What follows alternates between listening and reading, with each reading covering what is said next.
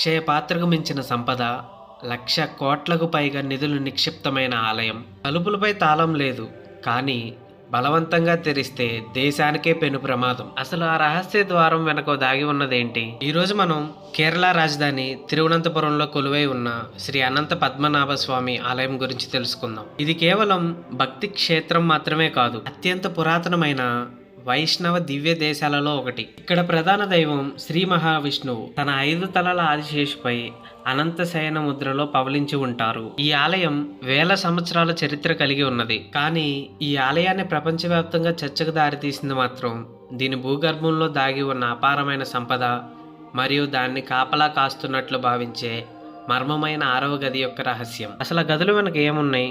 ఆ గదులు ఎందుకు ఓపెన్ కావటం లేదు? అసలు ఇప్పటికి ఎన్ని గదులు ఓపెన్ అయ్యి? ఇలా ఈ వీడియోలో ఇవన్నీ తెలుసుకోబోతున్నాం.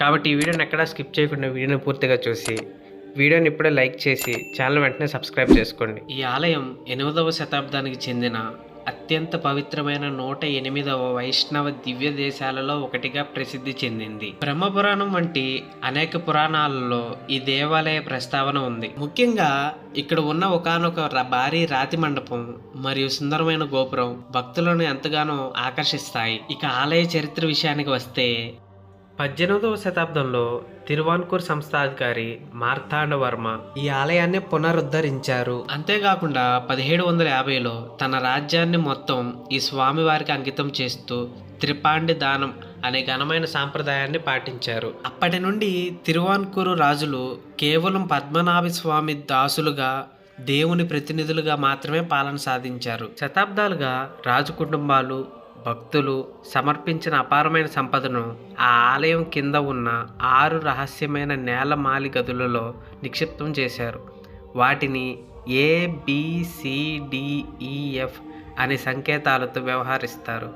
అయితే 2011లో సుప్రీంకోర్టు ఆదేశాల మేరకు ఈ గదులను తెరిచే ప్రక్రియ మొదలైంది. ACDEF గదులను తెరవగా అక్కడ బయటపడిన సంపద అక్షరాల కళ్ళు చెదిరేలా చేసింది.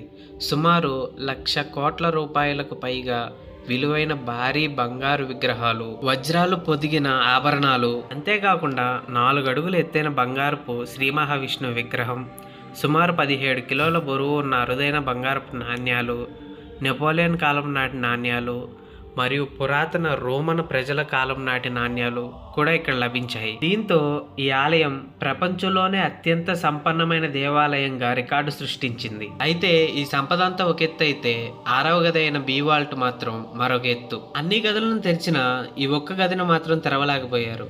దీనికి కారణం ఈ గదికి సాధారణ తాళాలు లేకపోవటం. ఈ తలుపుపై 2 భారీ సర్పాల రూపాలు చెక్కబడి ఉంటాయి.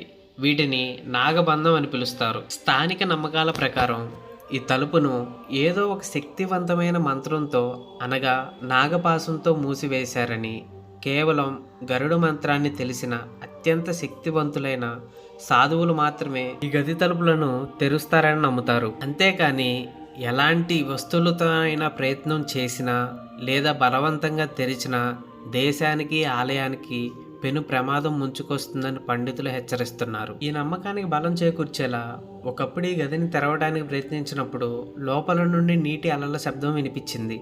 ఈ గది అరేబియా సముద్రంతో అనుసంధానమై ఉండవచ్చని చెబుతారు.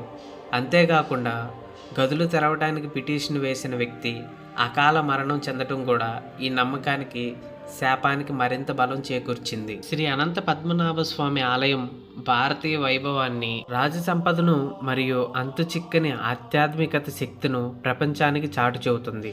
శతాబ్దాల చరిత్ర, అద్భుతమైన నిర్మాణ శైలి మరియు అపారమైన నిధితో పాటు బి వాల్ట్ రూమ్లో ఒక గొప్ప రహస్యాన్ని తనలో దాచుకుంది. ఈ నిధి కేవలం సంపద మాత్రమే కాదని, అది దైవశక్తితో రక్షించబడుతున్న ఒక అద్భుతమైన శక్తి కేంద్రమని భక్తులు బలంగా భావిస్తున్నారు. ఈ మర్మమైన గది వెనుక ఉన్న అసలు రహస్యం ఎప్పటికైనా బయటపడుతుందా, లేదా అది నిత్యం స్వామివారి అనంత శయనానికి కాపలా కాస్తూ అలాగే ఉండిపోతుందా అనేది మనం వేచి చూడాల్సిన అవసరం ఉంది. ఈ వీడియో మీకు నచ్చినట్టయితే వీడియోని వెంటనే లైక్ చేసి మీ ఫ్రెండ్స్ అండ్ ఫ్యామిలీకి షేర్ చేయండి. అలాగే ఛానల్ని వెంటనే సబ్స్క్రైబ్ చేసుకోండి. మరొక వీడియోలో మళ్ళీ కలుద్దాం. Thanks for watching.